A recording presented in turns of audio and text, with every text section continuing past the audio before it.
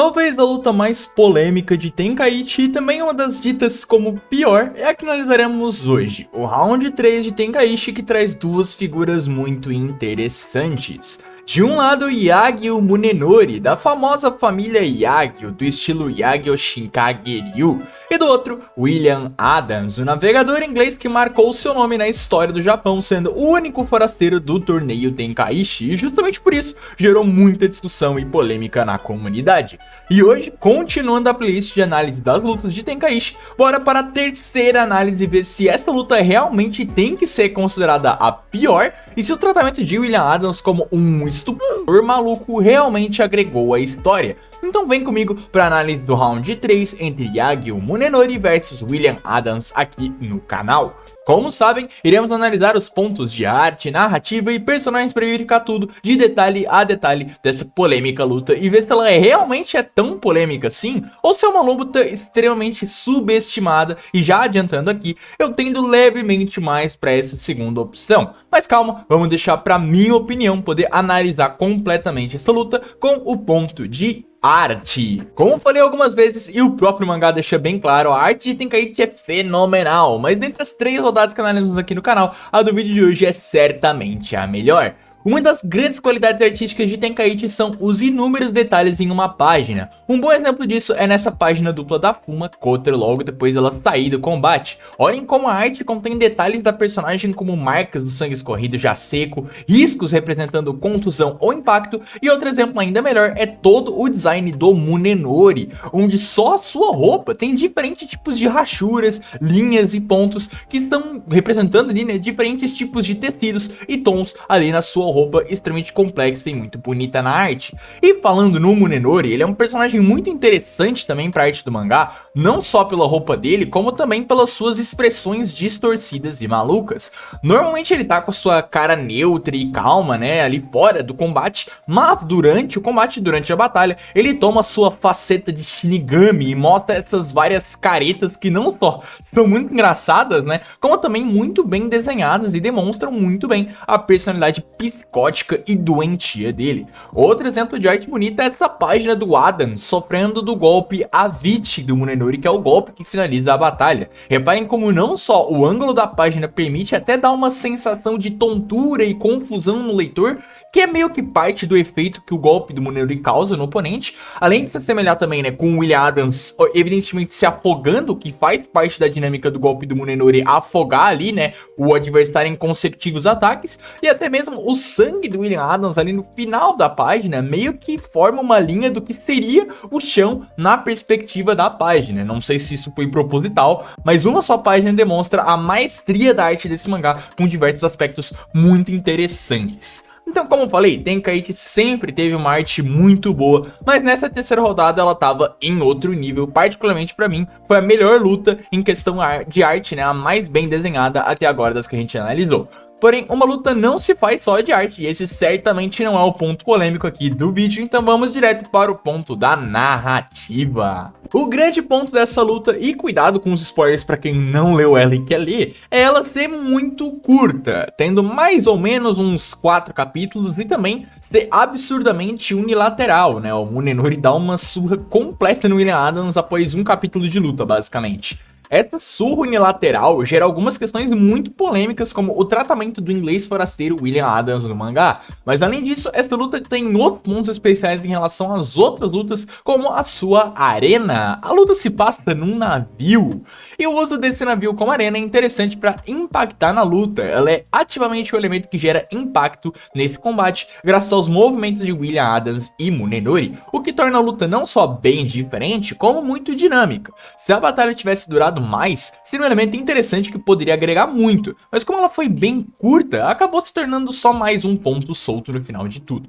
Mas falando da decisão de batalha no lateral, essa é uma decisão que eu particularmente nem vejo tanto problema. Esse tipo de recurso de roteiro serve para se hypar um personagem tanto na força quanto nos pontos que ele pode agregar na história, e no caso do Munenori isso é bastante evidente. O maior perigo para esse tipo de decisão é você não conseguir passar a ideia de que quem venceu é absurdamente forte, e sim passar sem querer a ideia de que quem perdeu é muito fraco. No mangá de Apocalipse dos Deuses tem um caso assim. Eu recentemente analisei a luta de Aura Mazda versus Muramasa aqui no canal. Eu explico por que o Aura Mazda, por mais que o mangá queira que muita gente ache que ele é forte, acaba se tornando um fracote na visão do leitor. E aqui o William Adams também sai inevitavelmente como um fracote. O fato dele ter o terreno à sua vantagem, ter um único recurso da luta que é a sua dança de Irk, e do próprio Munenori dizer que ele não tinha mais nada pra tirar além disso, comparando-o diretamente com os tutores do Tenkaichi, gera essa impressão de fraqueza no leitor. Entretanto, ao mesmo tempo que o William Adams passa a sensação de ser fraco, o Munenori também passa a sensação de ser forte.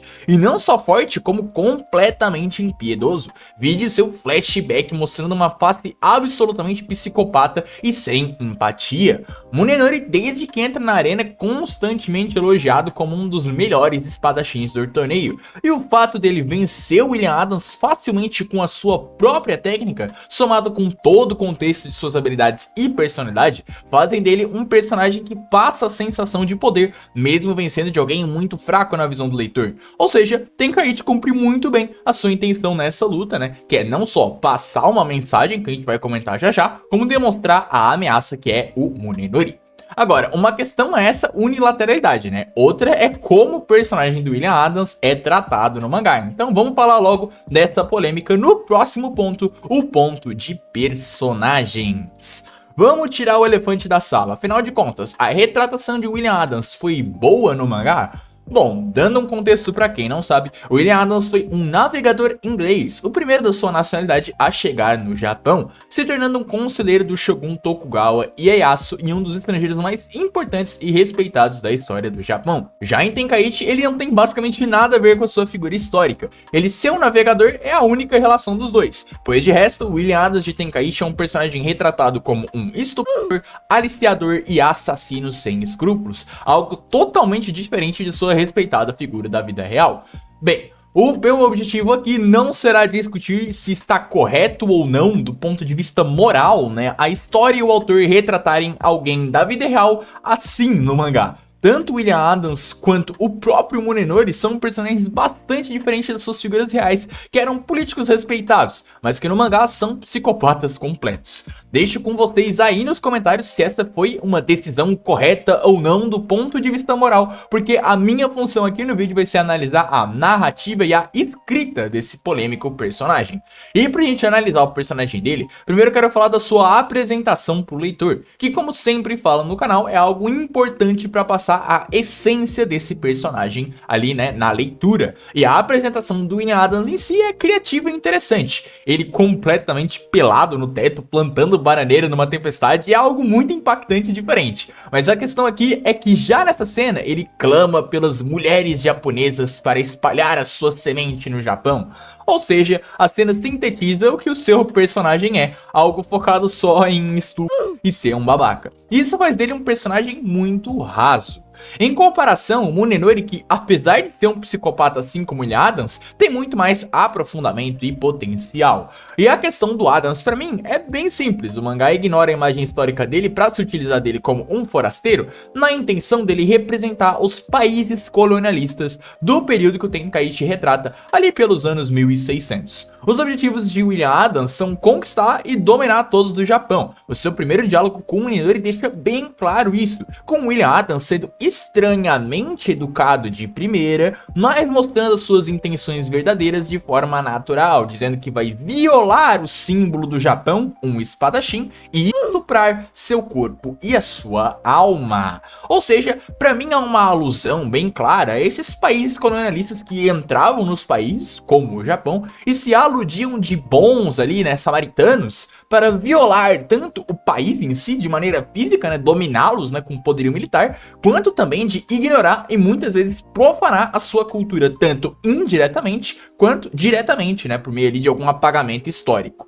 Claro que tudo é uma representação desses processos históricos, né, nem William Adams e nem a Inglaterra tiveram esse papel colonialista no Japão, especialmente no período que Tenkaichi se passa, né, mas ainda assim, eu acho que é legal que dá mais uma camada ali pra esse personagem que parece ser tão raso à primeira vista, mas que analisando aí, talvez ali essa verossimilhança possa ter uma análise um pouco mais profunda. Além disso, mesmo sendo uma luta muito curta, também dá pra trazer um paralelo entre o William e o Munenori. Como a gente vê nos seu flashback, o William é um monstro criado pela mãe dele, né? Ele ainda tem laços afetivos e objetivos relacionados à sua mãe, enquanto o Munenori é um monstro psicopata nascido, não criado. Ele não tem relação com os outros, vivendo única e simplesmente pra matar e ficar mais forte, sem ter qualquer empatia, qualquer objetivo mais profundo pra representar o ideal de outra pessoa, né? Que nem o William Adams com a mãe dele. Basicamente, o Munenori não tem ninguém, exceto aquele cara que aparentemente o amigo dele apareceu ali durante a luta e provavelmente vai ser mais explorado no futuro. Ou seja, temos o William Adams, um homem monstruoso e doentio, mas que não se equipara em monstruosidade com o Munenori, que não tem laços, não tem empatia ou emoções positivas. É um monstro artificial contra um monstro natural, onde o monstro natural ganha facilmente, representando essa relação muito bem. Mas mesmo explicando tudo isso, a relação desses dois e também a simbologia do William Adams acabam se tornando elementos superficiais. Tanto que eu tô comentando tudo isso com base em pequenas falas e pequenos quadros. A luta não gira em torno de tudo isso e passa uma mensagem final pro leitor, né? Fazendo ali todo um diálogo final. Isso é só um verniz por cima da luta, né? Por assim dizer. Mas tá tudo bem. No final, essa luta de Tenkaichi cumpriu bem o seu propósito, que era hypar o Munenori como um lutador. Claro que a forma que o William Adams é tratado, especialmente no quesito de força, é algo meio chato. Inevitável que o leitor sinta uma sensação de desperdício, mas ainda restam muitos outros personagens para aparecer e lutar no Tenkaichi. Com isso me resta dar a nota final dessa batalha, que pra surpresa de muitos vai ser um 6 de 10, pois não é uma luta boa, nem de perto próximo do round 1 e especialmente do round 2, mas também não chega a ser uma parada odiosa e horrível. Tem os seus pontos fortes como a arte e essas representações históricas que são superficiais, mas existem e contribuem pra luta não ficar absurdamente rasa e sem graça. Agora eu quero saber o que você acha dessa luta. A minha análise conseguiu te dar alguns pontos a mais pra você ver essa luta com outros olhos ou entender ainda mais porque ela é uma decepção? Comenta aí se você também acha essa luta ruim, como vejo a maioria da comunidade achando, e não se esquece de se inscrever e ativar o sininho para receber a notificação para análise do round 4 com o Santo da Espada contra Hino Choco. Uma luta muito elogiada e considerado uma das, se não a melhor luta desse mangá e dos mangás de torneios no geral.